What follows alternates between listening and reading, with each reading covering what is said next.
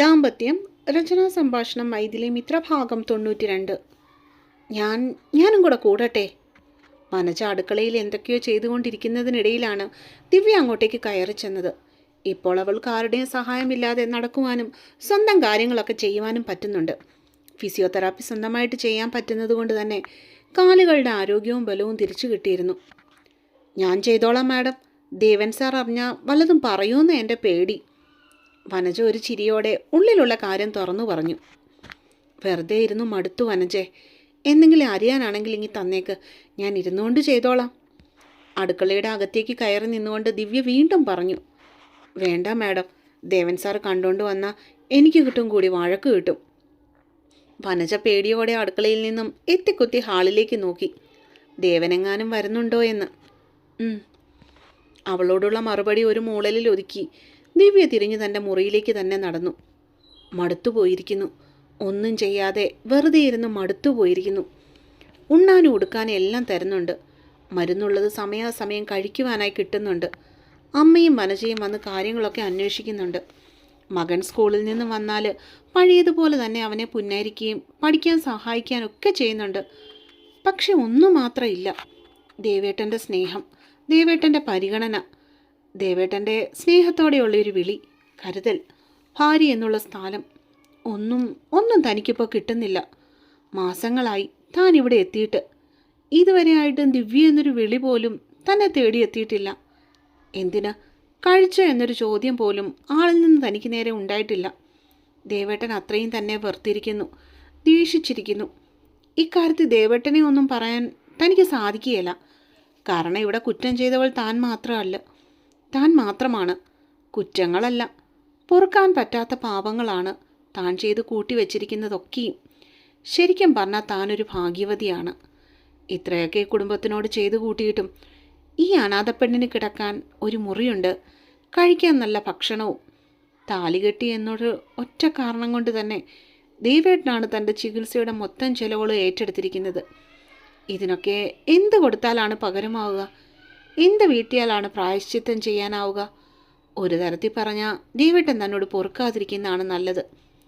ഏട്ടൻ്റെ അവഗണനയിൽ മരിക്കുവോളം ഇങ്ങനെ നീറി കഴിയണം താൻ. ചെയ്ത പാപങ്ങൾക്ക് തന്നെ കൊണ്ട് കൂടിയാൽ കൂട്ടുന്ന പ്രായശ്ചിത്തം ഇത് മാത്രമായിരിക്കും.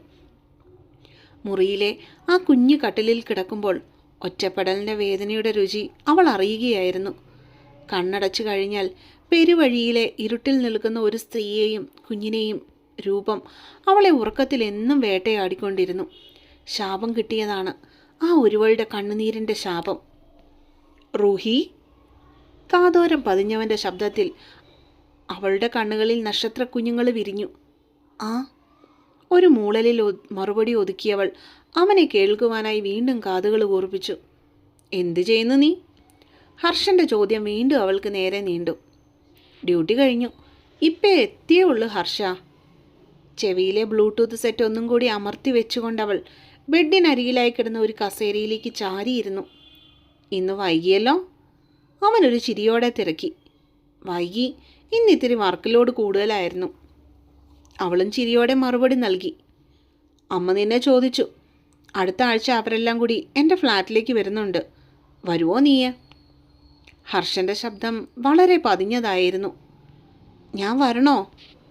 കല്യാണത്തിന് മുൻപേ തന്നെ ആ വീട്ടിലേക്ക് ചെന്ന് കയറാൻ അവൾക്ക് മടിയായിരുന്നു. അതൊക്കെ റൂഹിയുടെ ഇഷ്ടം. വരാൻ പറ്റുമെങ്കിൽ വായോ, ഞാൻ വണ്ടിയുമായി വരാം. അവൻ ഉറപ്പു നൽകി. ഞാൻ വീട്ടിലൊന്ന് ചോദിച്ചിട്ട് വന്നാൽ മതിയോ? ഒട്ടൊരു പരിഭ്രാന്തിയോടെ അവൾ അവനോട് ആരാഞ്ഞു. അതിനെന്താ, അവരനുവാദം തന്നാൽ മാത്രം വന്നാൽ മതി. ഹർഷൻ അവളോട് മതിപ്പ് തോന്നി. ഇനിയും 20 ദിവസങ്ങളിൽ കൂടി. മുൻപിലായി കാണുന്ന കലണ്ടറിലെ തീയതിയിലേക്ക് നോക്കി കല്യാണ ദിവസം എണ്ണുന്നതിൻ്റെ തിരക്കിലായിരുന്നവർ. എന്ത് പറ്റിയതാ? സ്റ്റാഫ് റൂമിലേക്ക് ഓടിച്ചെല്ലുമ്പോൾ ആദ്യം വിറയ്ക്കുന്നുണ്ടായിരുന്നു. അവൻ്റെ കണ്ണുകൾ ആദ്യം തേടിച്ചെന്നത് ദേവികയുടെ കസേരയിലേക്കായിരുന്നു. ചെയറിൽ ഇരുന്നു കൊണ്ട് വേദനയാൽ മുഖം ചുളിക്കുന്ന ദേവിയെ കണ്ടതും അവൻ്റെ നെഞ്ചൊന്ന് പിടഞ്ഞുപോയി. ക്ലാസ് ടൈം ആയതുകൊണ്ട് തന്നെ 1-2 ടീച്ചേഴ്സ് മാത്രമേ അവൾക്ക് ചുറ്റും കൂടി നിൽപ്പുണ്ടായിരുന്നുള്ളൂ. അതിലൊരാൾ ദേവികയുടെ മുന്നിലിരുന്ന് കാല് തിരുമ്മി കൊടുക്കുന്നത് ആദ്യം ശ്രദ്ധിച്ചു. ദേവി, പാഞ്ഞ് അവൾക്കരികിലേക്ക് ചെന്ന് നിന്നവൻ. ആദ്യേട്ടാ, വല്ലാതെ വേദനിക്കുന്നു. അവനെ കണ്ടതും പെണ്ണിൻ്റെ പിടുത്തം അവൻ്റെ കൈക്ക് മുകളിൽ മുറുകി. എന്താ എന്താ പറ്റിയേ? അവിടെയുള്ളവരോട് ആദ്യം അലറിക്കൊണ്ട് തിരക്കി. കാലിൽ മസിൽ കയറി, ഭയങ്കര വേദന. അവനുള്ള മറുപടി ദേവികയായിരുന്നു കൊടുത്തത്. മാറിക്കേ. അവളുടെ കാലിൽ പിടിച്ചു തിരുമുന്ന ടീച്ചറിനെ പിടിച്ചു മാറ്റിയിട്ട് ആദ്യം അവളുടെ മുൻപിൽ ധൃതിയിൽ മുട്ടുകുത്തിയിരുന്നു. എന്നിട്ട് പെണ്ണിൻ്റെ കാലെടുത്ത് മടിയിലേക്ക് വെച്ചിട്ട് അതിൽ അമർത്തി തിരുമ്മി. അമ്മേ, ആ! ദേവിക ഇടയ്ക്ക് വേദന സഹിക്കാൻ വയ്യാതെ കാല് പിന്നിലേക്ക് മാലിക്കുവാനായി ശ്രമിച്ചുവെങ്കിലും ആദ്യം വിട്ടില്ല. അവനവളുടെ കാല് നിലത്ത് കുത്തിച്ചിട്ട് നന്നായി തിരുമ്മിക്കൊടുത്തു. കഴിഞ്ഞു ദേവി, നീ കരയാതെ. ഇനി കാലൊന്ന് കുത്തി നിന്നേ നീയെ, പറഞ്ഞുകൊണ്ട് ആദ്യ തറയിൽ നിന്നും എഴുന്നേറ്റു. എന്നിട്ട് ദേവിയെ പിടിച്ച് താങ്ങി എഴുന്നേൽപ്പിച്ച് നിർത്തി. വേദനിക്കും ആദ്യേട്ടാ. പെണ്ണ് കരഞ്ഞു പോയിരുന്നു. കാലുകുത്തി ഒന്ന് നടക്ക് ദേവി. അവളുടെ കരച്ചിൽ കണ്ട് സങ്കടം തോന്നിയെങ്കിലും ചെക്കൻ അവളെ വീണ്ടും നിർബന്ധിക്കുകയാണ് ചെയ്തത്. ദേവിക ബന്ധപ്പെട്ട് ഒരടി മുന്നോട്ടേക്ക് നടന്നു. വേദന അപ്പോഴും ഉണ്ടായിരുന്നെങ്കിലും നേരത്തെ ഉള്ളതിൻ്റെ കാഠിന്യം കുറഞ്ഞിരുന്നു. ഓക്കെ ആയോ? അവളെ താങ്ങിക്കൊണ്ട് തന്നെ അവൻ ചോദിച്ചു. ആ. 1-2 നടി നടന്നതിന് ശേഷം ദേവിക വീണ്ടും വന്ന് കസേരയിലേക്ക് ഇരിക്കുവാനായി തുടങ്ങി. ഇനി ഇവിടെ ഇരിക്കണ്ട, എൻ്റെ കൂടെ വാ. ചെക്കൻ്റെ ശബ്ദത്തിലെ ഗൗരവം തിരിച്ചറിഞ്ഞതും ദേവിക അനുസരണയോടെ അവൻ്റെ കൂടെ നടന്നു. ആദ്യം നേരെ പോയത് അവൻ്റെ റൂമിലേക്കായിരുന്നു. ഉള്ളിലേക്ക് അവളെയും കൊണ്ട് കയറി അവൻ ഡോറ് കുറ്റിയിട്ടു. എന്നിട്ട് റൂമിൻ്റെ കോർണറിൽ സെറ്റ് ചെയ്തിരിക്കുന്ന ഒരു സോഫയിലേക്ക് അവളെ പിടിച്ച് ഇരുത്തിയിട്ട് അവനും അരികിലായിരുന്നു. ഇതിപ്പോൾ 6-ാം മാസമാണ് ദേവി നിനക്ക്. ഇനിയെങ്കിലും ഞാൻ പറയുന്ന ഒന്ന് കേക്ക്. വീട്ടിലിരുന്ന് റെസ്റ്റ് എടുക്കരുതോ നിനക്ക്? ഇങ്ങനെ തുടർച്ചയായിട്ട് നിൽക്കുമ്പോഴാണ് കാലിൽ മസിലൊക്കെ കയറുന്നത്. ചെക്കൻ ഉപദേശങ്ങളുടെ കൂടെ അഴിക്കുവാനായി തുടങ്ങിയതും ദേവിക മുഖം കുനിച്ച് അവനെ നോക്കാതെ ഒരൊറ്റ ഇരിപ്പിരുന്നു. നിന്നോട് പറഞ്ഞ നീ കേക്കില്ലെന്ന് എനിക്കറിയാം. അതെങ്ങനെയാ? അനുസരണ എന്ന് പറയുന്നതിൻ്റെ അയലത്തൂടെ പോലും പോയിട്ടില്ലല്ലോ. അവളുടെ മൗനം കണ്ടതും ആദി വീണ്ടും കത്തിക്കയറി. ആദ്യേട്ടാ. അവൻ ഇനിയും നിർത്താനുള്ള ഉദ്ദേശമില്ലെന്ന് കണ്ടതും ദേവിക അവൻ്റെ കയ്യിൽ കടന്നു പിടിച്ചു. പെണ്ണിൻ്റെ വിളി കേട്ടതും അവനൊന്ന് അടങ്ങി. ഈ മസിൽ ക്രാംസ് എല്ലാ ഗർഭിണികൾക്കും കോമൺ ആയിട്ട് വരുന്നതാ. അതിനുള്ള ടാബ്ലറ്റ്സ് ആണ് ലാസ്റ്റ് ടൈം നമ്മൾ പോയപ്പോൾ ഡോക്ടർ എഴുതി തന്നത്. ആദ്യേട്ടൻ വെറുതെ ടെൻഷൻ അടിക്കല്ലേ പ്ലീസ്. കണ്ണ് നിറച്ചുകൊണ്ട് തൻ്റെ മുഖത്തേക്ക് നോക്കി പറയുന്നവളെ ശാസിക്കാനാവാതെ ആദി കൈ തലയിൽ താങ്ങിയിരുന്നു പോയി. ആദ്യേട്ടാ. അവൾ അവനെ വീണ്ടും തട്ടി വിളിച്ചു. അല്ലെങ്കിൽ ഞാൻ പറയുന്ന ഒന്നും നീ കേൾക്കില്ലല്ലോ. എന്തു പറഞ്ഞാലും ഇങ്ങനെയൊക്കെ തന്നെയാ. ആദി കലിപ്പോടെ അവളെ വീണ്ടും നോക്കി. ഈ മാസം, ഈ ഒരൊറ്റ മാസം കൂടി ഞാൻ ചെയ്തോട്ടെ. 7-ാം മാസം തൊട്ട് ഞാൻ വീട്ടിലിരുന്നോളാം ആദ്യേട്ടാ പ്ലീസ്. അവൾ കെഞ്ചി ചോദിച്ചതും മുറുകിയിരുന്ന ചെക്കൻ്റെ മുഖം തെല്ലൊന്ന് അയഞ്ഞു വന്നിരുന്നു. ദേവേട്ടാ. രാത്രി കിടക്കാൻ പോകുന്നതിന് മുൻപേ തന്നെ അവനെ ഒന്ന് കാണുവാൻ വേണ്ടി കാത്തു നിൽക്കുകയായിരുന്നു ദിവ്യ. കുറ്റബോധത്താൽ ഉരുകി നീറുകയായിരുന്നു അവൾ. പറഞ്ഞോളൂ. വാതിലിന് മുൻപിലെത്തിയിട്ട് അവനൊന്ന് തിരിഞ്ഞു നിന്നു. ഞാൻ എന്തൊക്കെയോ പറയുവാനായിട്ടാണ് വന്നതെങ്കിലും ദിവ്യയ്ക്ക് വാക്കുകൾ തൊണ്ടക്കുഴിയിൽ തടഞ്ഞു നിന്നു. എന്താണ് ദിവ്യേ? തീർത്തും അപരിചിതരോട് സംസാരിക്കുന്ന രീതിയിലാണ് ദേവൻ അവളോട് സംസാരിച്ചത്. എന്നോടൊന്ന് ക്ഷമിക്കാൻ പറ്റുമോ? എത്രയൊക്കെ നിയന്ത്രിക്കുവാൻ ശ്രമിച്ചിട്ടും വിതുമ്പലുകൾ അവളുടെ വാക്കുകളിലൂടെ പുറത്തേക്ക് വന്നു. എന്തിന്? അതിന് ദിവ്യ എന്ത് തെറ്റാ ചെയ്തേ?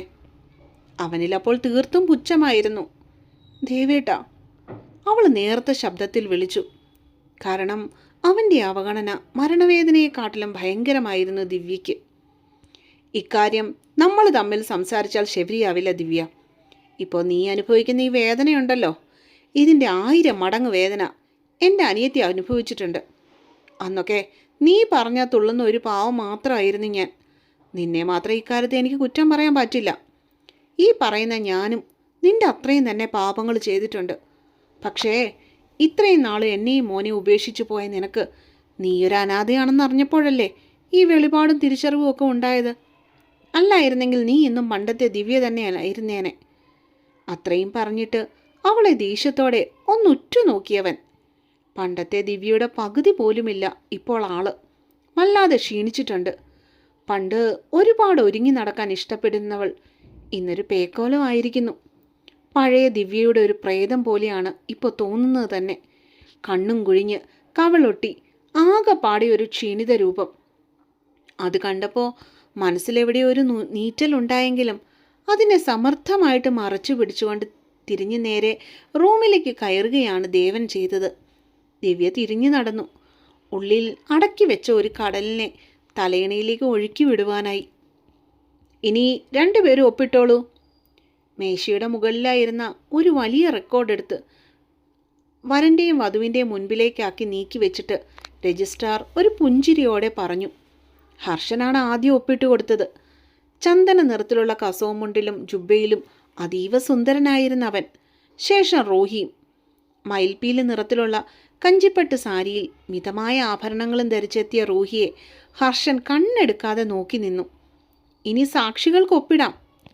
രജിസ്ട്രാർ കൊടുത്ത നിർദ്ദേശം വെച്ചതും റൂഹിയുടെ മാതാപിതാക്കളും ഹർഷൻ്റെ മാതാപിതാക്കളും സാക്ഷികളായി ഒപ്പിട്ട് കൊടുത്തു. സർ, ചെറിയ രീതിയിൽ താലികെട്ട് നടത്തണമായിരുന്നു. ഹർഷൻ്റെ അച്ഛൻ രഘുവിൻ്റെ ആവശ്യം അറിഞ്ഞതും അവിടെ ഉണ്ടായിരുന്ന ഉദ്യോഗസ്ഥർ പുഞ്ചിരിയോടെ അനുവാദം നൽകി. കെട്ടിക്കൊടുക്കടാ. അമ്പലത്തിൽ നിന്നും പൂജിച്ചു കൊണ്ടുവന്ന ആലിലെ താലി മകൻ്റെ കയ്യിലേക്ക് വെച്ചു കൊടുക്കുമ്പോൾ രഘുവിന് വല്ലാത്ത സന്തോഷമായിരുന്നു മനസ്സിൽ. അവനത് നിറഞ്ഞ ഹൃദയത്തോടെ റോഹിയുടെ കഴുത്തിൽ 3 വട്ടം കെട്ടിക്കൊടുത്തു. ഹർഷൻ്റെ അമ്മയായ ലക്ഷ്മി കൊണ്ടുവന്ന സിന്ദൂരത്തിൽ നിന്നും ഒരു നുള്ളു ചുവപ്പ് കൂടി പെണ്ണിൻ്റെ നെറുകയിലായി അവൻ തൊട്ടുകൊടുത്തതും കല്യാണ ചടങ്ങുകൾ ഏകദേശം പരിസമാപ്തിയിലേക്ക് എത്തിയിരുന്നു. മാല കൊണ്ടുവന്നിട്ടുണ്ടെങ്കിൽ പരസ്പരം അണിയിക്കാം. എല്ലാ ഒപ്പുകളും പരിശോധിച്ച് തിട്ടപ്പെടുത്തി ബുക്ക് മടക്കി വെക്കുന്നതിനിടയിൽ അയാൾ വീണ്ടും അവരോടായി പറഞ്ഞു. ഹർഷനും റൂഹിയും ഒരു പുഞ്ചിരിയോടെ അവൻ്റെ അച്ഛൻ കൊടുത്ത താമരമാല കയ്യിലേക്ക് വാങ്ങി. എന്നിട്ട് പരസ്പരം പുഞ്ചിരിയോടെ അങ്ങോട്ടും ഇങ്ങോട്ടും അണിയിച്ചു കൊടുത്തു. കൂടെ ഉണ്ടായിരുന്ന ക്യാമറാമാൻ ആ ദൃശ്യങ്ങളെല്ലാം ക്യാമറയിൽ നന്നായി പകർത്തുന്നുണ്ടായിരുന്നു. ഇവിടെയുള്ള പ്രൊസീജിയേഴ്സ് എല്ലാം കഴിഞ്ഞു. ഇനി പ്രത്യേകിച്ചൊന്നുമില്ല. രജിസ്ട്രാർ നവദമ്പതികൾക്ക് ഇരുവർക്കും മധുരം കൊടുക്കുന്നതിനിടയിൽ പറഞ്ഞു. ഹർഷനും റൂഹിയും അയാളെ നന്ദിയോടെ ഒന്ന് നോക്കി. ശേഷം വീട്ടുകാരുടെയും അടുത്ത ബന്ധുക്കളുടെയും ഒപ്പം അവരാ ഓഫീസിൽ നിന്നും പുറത്തേക്കിറങ്ങി. അടുത്തുള്ള ഒരു റെസ്റ്റോറൻറ്റിൽ അവർക്കുള്ള ഭക്ഷണം നേരത്തെ തന്നെ അറേഞ്ച് ചെയ്ത് വെച്ചിട്ടുണ്ടായിരുന്നു. അതുകൊണ്ട് എല്ലാവരും കൂടി അങ്ങോട്ടേക്കാണ് ഒരുമിച്ച് പോയതും. ഊണും കഴിഞ്ഞ് നവദമ്പതികൾക്ക് ആശംസകളും അറിയിച്ചതിന് ശേഷമാണ് ബന്ധുക്കരും അടുത്ത കൂട്ടുകാരും ഒക്കെ അവർക്ക് യാത്ര പറഞ്ഞു പിരിഞ്ഞു പോയത്. നോക്ക് ദേവി, നിന്റെ കാല് നിറച്ച് നീരാ. അതെങ്ങനെയാ 24 മണിക്കൂറും തേരാപ്പാര അങ്ങോട്ടും ഇങ്ങോട്ടും നടക്കുന്നവരുടെ കാലിൽ ഇങ്ങനെയൊക്കെ നീര് വയ്ക്കും? എത്ര വട്ടം പറഞ്ഞാലും പെണ്ണ് കേൾക്കില്ല. എന്ന് വെച്ച് ഞാൻ എന്ത് ചെയ്യാനാ? കട്ടിലിരിക്കുന്ന ദേവികയുടെ നീട്ടിവെച്ചിരിക്കുന്ന കാലുകൾ മെല്ലെ തൻ്റെ മടിയിലേക്ക് എടുത്തു വെച്ചുകൊണ്ട് അതിന് മുകളിലായി ആദ്യ തൈലം പുരട്ടിക്കൊടുത്തു. എൻ്റെ ആദ്യേട്ടാ, പ്രസവം അടുക്കാറാകുമ്പോഴേക്കും എല്ലാ പെണ്ണുങ്ങൾക്കും കാലിൽ നീരൊക്കെ വരുന്നതാ. അതിനിങ്ങനെ ടെൻഷനൊന്നും അടിക്കേണ്ട കാര്യമൊന്നുമില്ല. ആദിയെ നോക്കി പെണ്ണ് നേർമയായി പുഞ്ചിരിച്ചു. നിനക്ക് എല്ലാ കാര്യത്തിലും പറയാൻ നിൻ്റേതായ കുറേ ന്യായങ്ങളുണ്ടല്ലോ. നമ്മളൊന്നും പറയുന്നില്ലേ? അവൻ ഒട്ടൊരു നീരസോടെ പെണ്ണിൻ്റെ പാദങ്ങൾക്ക് മുകളിൽ തിരുമ്മി കൊടുത്തുകൊണ്ടിരുന്നു. ഈ ആദ്യേട്ടൻ്റെ ഒരു കാര്യം, എൻ്റെ ഏട്ടാ, ഇതെൻ്റെ 2ാമത്തെ പ്രസവമാണ്. അതുകൊണ്ട് ഏത് സമയത്ത് എന്തൊക്കെ ഉണ്ടാവും എന്നുള്ള ഒരു മിനിമം അറിവ് ഒക്കെ എനിക്കുണ്ട്. പെണ്ണിൽ ആത്മവിശ്വാസമായിരുന്നപ്പോൾ. ഈ പറച്ചിലൊക്കെ അവസാനം വരെ കണ്ടാൽ കൊള്ളാം. അവൻ ഒട്ടൊരു നീരസത്തോടെ പെണ്ണിനെ കരുതലോടെ ശാസിച്ചു. ഒന്നും ഉണ്ടാവില്ല എൻ്റെ ഏട്ടോയി. ഏട്ടൻ്റെ വാവ് ഒരു കുഴപ്പമില്ലാതെ ഇങ്ങ് വന്നോളൂന്നേ. ആദിയുടെ കൈപ്പത്തിയുടെ മുകളിൽ സ്വന്തം കൈപ്പത്തി ചേർത്ത് വെച്ചുകൊണ്ട് ദേവിക മനോഹരമായി പുഞ്ചിച്ചു. എൻ്റെ വാവയും വാവയുടെ അമ്മയും എന്നും ഇങ്ങനെ എന്നോടൊപ്പം ചേർന്നിരുന്നാൽ മതി. മെല്ലെ പറഞ്ഞുകൊണ്ട് ആദ്യം അടുത്തിരുന്നവളെ തൻ്റെ ദേഹത്തേക്ക് പൊതിഞ്ഞു പിടിച്ചു. എന്നിട്ട് പെണ്ണിൻ്റെ മുഖം കൈവെള്ളയിൽ കോരിയെടുത്തിട്ട് അവളുടെ നെറുകയിലായി വാത്സല്യത്തോടെ ഒരു മുത്തം കൊടുത്തു. ഇവിടെയും. അവളപ്പോൾ പെണ്ണിൻ്റെ മൂക്കിൻ തുമ്പ് ചൂണ്ടിക്കാട്ടി. ഒട്ടും വൈകിക്കാതെ തന്നെ ആദിയുടെ ചുണ്ടുകൾ അവിടെയും പതിഞ്ഞു.